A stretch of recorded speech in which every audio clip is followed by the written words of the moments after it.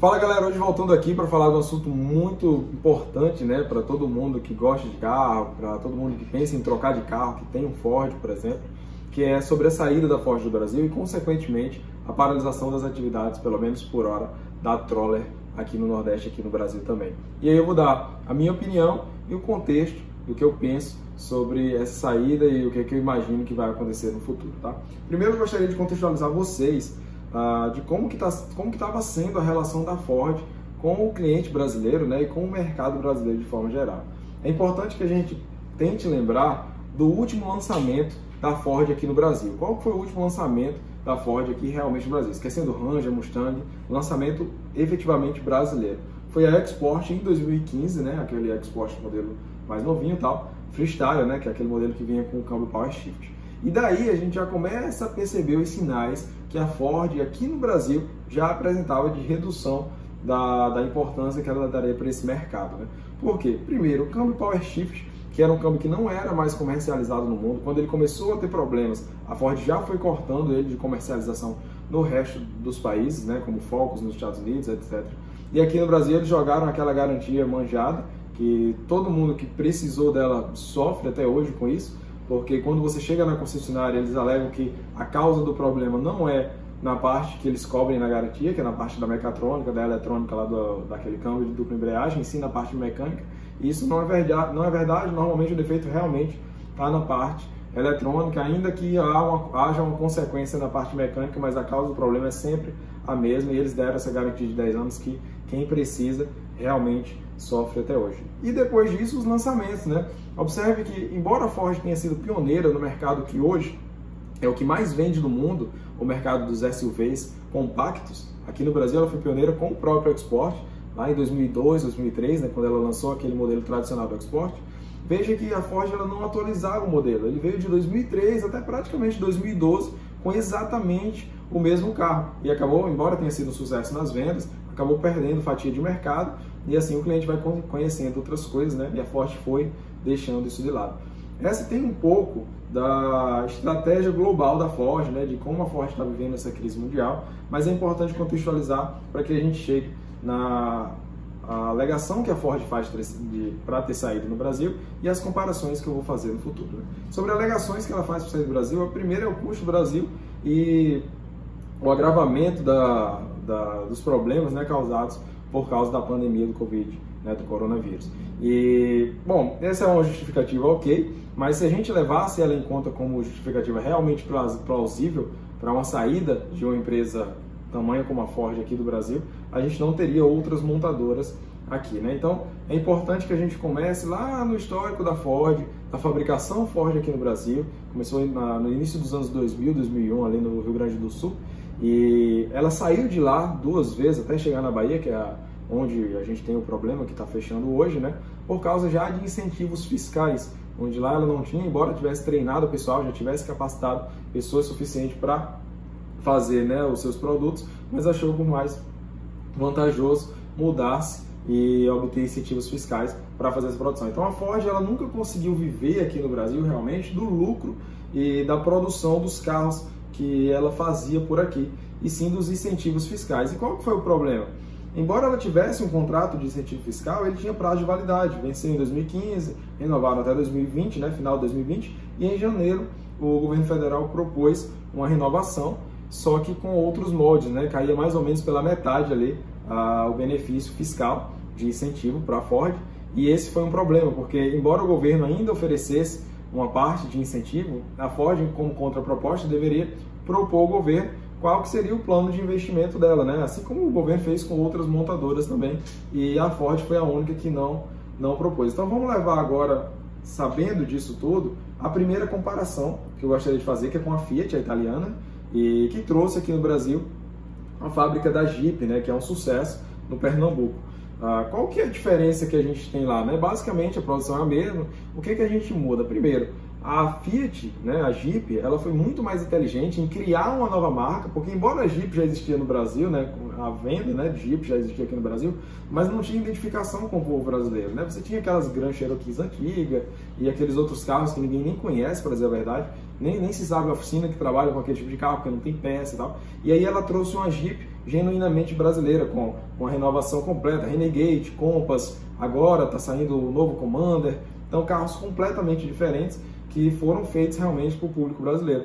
Porém, a grande jogada dela, da Fiat, está no valor agregado desses carros, né? O que isso quer dizer? Que ela está fazendo carros que têm valor agregado muito maior, ou seja, preço de revenda maior. Isso significa que o incentivo fiscal referente àquele produto também vai ser proporcionalmente maior do que os incentivos que a gente tinha para carros relativamente baratos, que era o Ford Ka e o Export, né? Bem mais barato do que esse público que a gente tinha que compra Compass e Renegade.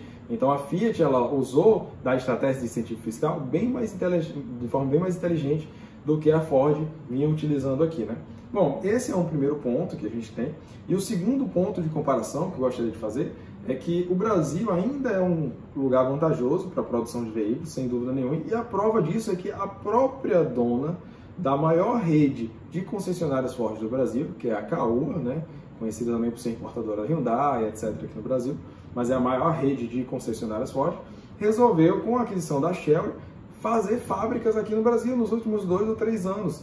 Então isso prova que, na verdade, o crescimento está indo na contramão da estratégia que a Ford tem adotado aqui para o Brasil, né?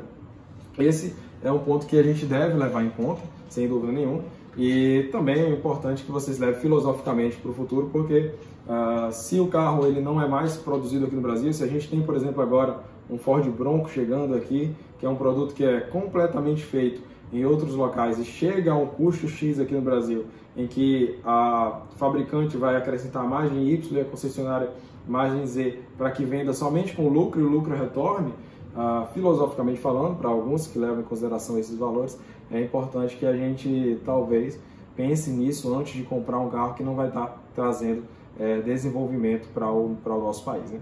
Mas bom, em 2006, 2007, por aí, a Ford ela fez uma baita de uma jogada, e é isso que eu queria tratar aqui, porque essa talvez seja a única incógnita que a gente tenha dessa história toda da Ford, que foi fazer a compra da fábrica, né, e de todos os direitos de venda da cearense Troller, né, fazendo também incentivos fiscais para o Ceará e trazendo todas essas vantagens que ela teria também já para outro estado, né.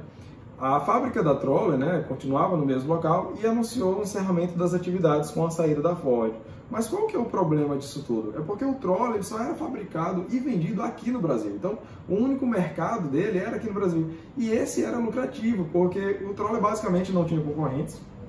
E se levar em consideração os poucos concorrentes que tinha, ele vendia praticamente mais que o dobro do Jimny, que era o concorrente que chegava mais perto, e ainda assim com um preço bem mais barato do que o Troller, e avalio eu pela estrutura, pela forma de concepção do modelo, que o Troller é um carro que a fábrica, a montadora lucrava bem mais, né? Mas com a saída da Ford, além dela parar com a produção do Troller, ela não aceitou fazer a venda da marca, né?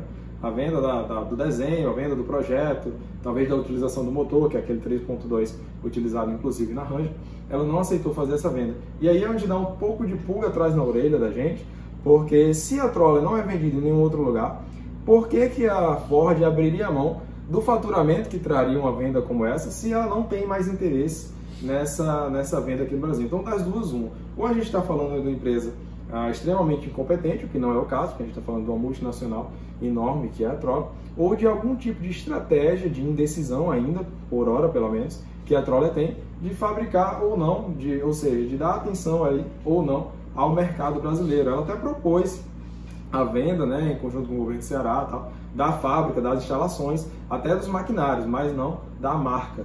Então, eu imagino, né, pessoalmente falando, que a Troller ela deve voltar aí no decorrer dos próximos meses, talvez anos, a ser fabricado de alguma maneira com a parceria com outras pessoas ali, talvez em outros países do Mercosul. A Ford está fazendo um baita de um investimento em algumas fábricas no Uruguai, então por estar no Mercosul acaba tendo um trânsito livre de impostos, digamos assim, ou seja, fica fácil para continuar fazendo a venda aqui no Brasil, e pode ser que esse seja o futuro nos próximos anos. Mas para finalizar, eu devo fazer mais alguns vídeos sobre esse assunto no futuro, sobre manutenção, sobre peças. Eu queria dizer que para você que tem um Troller, ou tem um Ford, ou um Troller também, né, e que está um pouco preocupado com como que vai ser o futuro, desses modelos. Eu acredito que no sistema, no que se refere à reposição, talvez a gente tenha um problema com reposição de peças originais, né, fornecidas ali no balcão da concessionária. A Ford ela não é obrigada, diferentemente do que muitos pensam, a fornecer essas peças pelos 10 anos aí que o último carro foi vendido, não existe isso. Mas existe uma gama de carros no solo brasileiro absurda e vários fabricantes de peças muito boas em solo nacional também que poderão continuar fazendo a fabricação e revenda de componentes, então não é motivo nenhum para se preocupar. Esse carro já teve uma baita de uma desvalorização a partir do momento desse ano, ali janeiro, fevereiro, quando foi anunciada a saída da Ford, e está voltando ao mercado agora, esses carros como Ford Ka, Export, os próprios Fiestas que saíram, a Ranger também teve uma desvalorização perante as outras caminhonetes, queda nas vendas, por exemplo, embora nem deixou de ser fabricado, né, continua sendo fabricado na Argentina, mas só por carregar a logo da Ford sofreu isso, né? Então, para finalizar, eu quero dizer que futuramente eu vou fazer um vídeo fazendo a análise dessas consequências da saída, mas que minha opinião é que a Ford, resumindo a história, saiu do Brasil por incompetência e gestão que não tinha como dar certo realmente aqui no Brasil, já não dava certo há muitos anos e vivia à base de incentivo fiscal, então não tinha condições da fábrica se manter pelo produto que ela criava, né, que ela construía aqui no Brasil e por conta ela vendia, e que a Troller, né, que é esse braço que foi comprado, essa marca genuinamente brasileira que a Ford está matando junto, deve sim voltar ao Brasil, com certeza a gente não vai deixar de ter Troller aqui, talvez seja só um hiato, uma pausa nos próximos anos aí desse projeto, mas logo a gente vai ter esse mercado sendo retomado, até porque seja pelo próprio Troller ou até por uma outra montadora que venha e queira abraçar essa fatia aí, que aqui no Brasil realmente ele não tinha concorrentes, né? Para mais vídeos como esse, dicas de mecânica, você que queira conhecer nosso canal, é só se inscrever, ativar o sino para receber as notificações, vai estar sempre tentando postar conteúdos interessantes sobre carros, e seguir o nosso Instagram, Carros Puro Ed, e também o Instagram da nossa oficina, @Romecânica. Tá bom, pessoal? Valeu! Se tiverem sugestões de vídeos também, é só mandar aí nos comentários que a gente dá uma olhada, e com certeza eu vou tentar trazer um conteúdo bacana para vocês.